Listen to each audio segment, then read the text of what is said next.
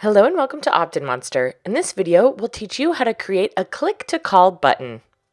Start by creating a pop-up campaign and we'll choose the Entice template.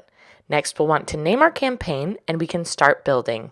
Once within the drag and drop builder, we can start to make edits to our template. We're going to start by changing the text to read, "Want to make your appointment today?" We can also change any styles that we might want.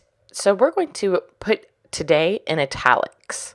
Next, we're going to change the subtext to read, "Click the button below to make your VIP appointment. We can't wait to hear from you." Next, we're going to delete the email submit element off of our campaign because the purpose of this campaign is to receive phone calls and not gather email addresses.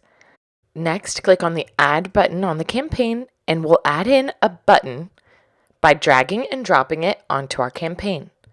Here, we're going to customize our Call Now button. First, by changing the button text to read Call Now, and next we'll want to change the background color, and we'll also change the font color to white to make Call Now really stand out.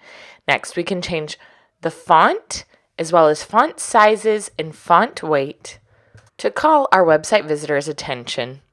Next, we'll scroll down, and to add rounded borders to our button, in border radius, we'll put in the number 50. Next, we'll scroll back up and click on the Action tab. Drop down under Button Click Action to redirect to our URL. Set the redirect URL to the telephone number with no spaces, dashes, or other special characters and prefixed by TEL:. It's best practice to include the full international dialing code. Next, you'll save, and then we're going to go to Display Rules to determine when this campaign will show. We decide to show our campaign when our visitor has been on our page for at least 20 seconds and when the current URL path contains book.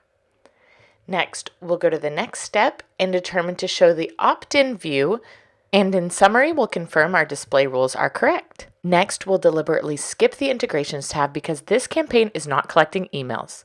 In Analytics, we'll connect to our Google Analytics to keep track of our conversions. Next, under the Publish tab, you'll want to toggle from paused to live, save, and make sure to follow the embed instructions for your web platform.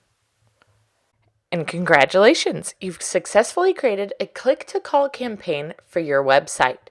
When your website visitors click on the Call Now button, it will be prompted to call the number you provided in the redirect URL. If you have any questions, please look through our helpful documentation. And for further assistance, you can always submit a support ticket and we'll be more than happy to help.